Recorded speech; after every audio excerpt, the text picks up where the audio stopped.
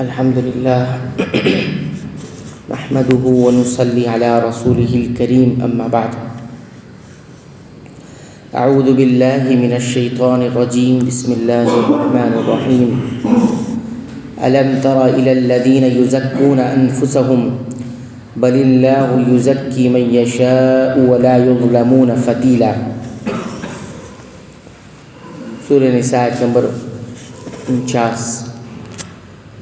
کیا آپ نے انہیں نہیں دیکھا جو اپنی زندگی اپنی پاکیزگی خود کرتے ہیں، بلکہ اللہ تعالیٰ جسے چاہے پاکیزہ کرتا ہے، کسی پر ایک دھاگے کے برابر ظلم نہ کیا جائے گا.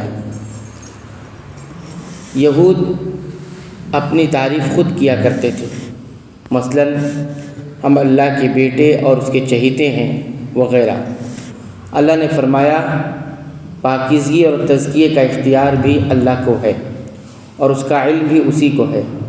فتیل کھجور کی گٹلی کے کٹاؤ پر جو دھاگے یا سوت کی طرح نکلتا یا دکھائی دیتا ہے اس کو کہا جاتا ہے، یعنی اتنا سا ظلم بھی نہیں کیا جائے گا. انظر کیف یفترون علی اللہ الکذب وکفی بہ اثما مبینا. دیکھو یہ لوگ اللہ تعالیٰ پر کس طرح جھوٹ باندھتے ہیں اور یہ حرکت گناہ ہونے کے لیے کافی ہے. یعنی یہ دعویٰ کر کے اپنے آپ کی تعریف کر کے یہ کس طرح سے جھوٹ باندھتے ہیں، یعنی ان کی یہ حرکت اپنی پاکیزگی کا دعویٰ کرنا ان کے جھوٹ کے لیے کافی ہے. قرآن کریم کی اس آیت اور اس کے شان نزول کی روایات سے معلوم ہوا کہ ایک دوسرے کی مدح و توصیف بالخصوص تزکیہ نفوس کا دعویٰ کرنا صحیح اور جائز نہیں. اسی بات کو قرآن کریم کے دوسرے مقام پر اس طرح بیان فرمایا فَلَا تُزَكُّوا أَنفُسَكُمْ هُوَ أَعْلَمُ بِمَنِ اتَّقَى.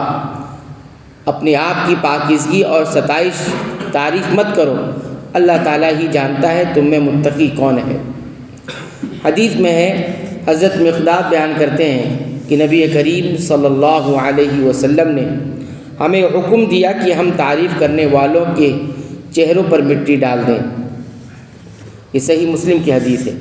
ایک اور حدیث میں ہے کہ رسول اللہ صلی اللہ علیہ وسلم نے ایک آدمی کو ایک دوسرے آدمی کی تعریف کرتے ہوئے سنا تو آپ صلی اللہ علیہ وسلم نے فرمایا افسوس ہے تجھ پر، تو نے اپنے ساتھی کی گردن کاٹ دی. پھر فرمایا کہ اگر تم میں سے کسی کو کسی کی لامحالہ تعریف کرنی ہے تو اس طرح کہا کرے میں اسے اس طرح گمان کرتا ہوں. اللہ پر کسی کا تزکیہ بیان نہ کرے.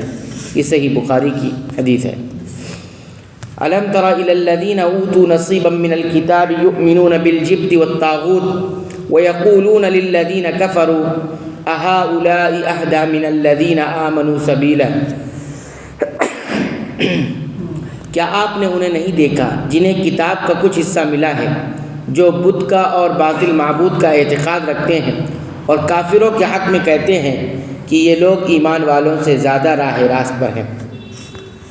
اس آیت میں یہودیوں کے ایک اور فعل پر تعجب کا اظہار کیا جا رہا ہے کہ اہل کتاب ہونے کے باوجود یہ جبت یعنی بت، کاہن یا ساحر، جھوٹے معبودوں پر ایمان رکھتے اور کفار مکہ کو مسلمانوں سے زیادہ ہدایت یافتہ سمجھتے ہیں. جبت کے یہ سارے مذکورہ معنی کیے گئے ہیں. ایک حدیث میں آتا ہے کہ ان العیافہ والطرق والطیرہ من الجبت، یعنی پرندے اڑا کر، خط کھینچ کر، بدفعلی اور بدشگونی لینا، یہ سب شیطانی کام ہے اور یہود میں یہ چیزیں عام تھیں. طاغوت کے ایک معنی شیطان بھی کیے گئے ہیں. دراصل معبودان باطل کی پرستش شیطان ہی کی پیروی ہے، اس لیے شیطان بھی یقیناً طاغوت میں شامل ہے. اولئک الذین لعنهم اللہ ومن یلعن اللہ فلن تجد له نصیرا. یہی وہ لوگ ہیں جنہیں اللہ تعالیٰ نے لعنت کی ہے اور جسے اللہ تعالیٰ لعنت کر دے اس کا کوئی مددگار نہیں پائے. اللہ تعالیٰ سے دعا ہے رب العالمین تو ہمیں قرآن حکیم کی پابندی سے تلاوت کی توفیق عطا فرما، اس کو سمجھ کر پڑھنے کی توفیق عطا فرما، کتاب و سنت کے مطابق عمل کی توفیق عطا فرما. اے اللہ تو ہماری عبادتوں کو قبول فرما، اس میں ہونے والی لغزشوں کو معاف فرما. اے اللہ تو ہماری مغفرت فرما دے، ہمارے والدین کی مغفرت فرما، تمام مسلمانوں مومنوں اہل توحید کی مغفرت فرما، آمین۔